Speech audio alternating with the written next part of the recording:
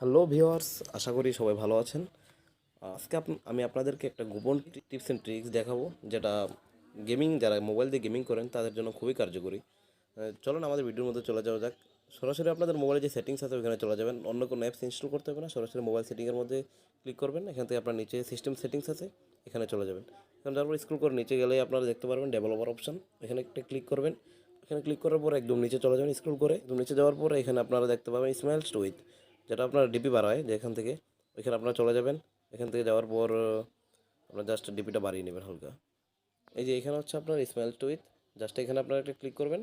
আর এখান থেকে আপনারা জাস্ট আপনাদের ডিপিটা 420 করুন। আমি এটা কেটে দিচ্ছি, এখান থেকে জাস্ট আমি 420 করে দিচ্ছি। এটা করার পর সেভ দিয়ে দিবেন। এখান থেকে সেভ দেওয়ার পর আপনাদের যে লেখাগুলো একটু ছোটো হয়ে যাবে, এমনকি আপনাদের মোবাইলের মুভমেন্ট স্পিড অনেকটা বেড়ে যাবে।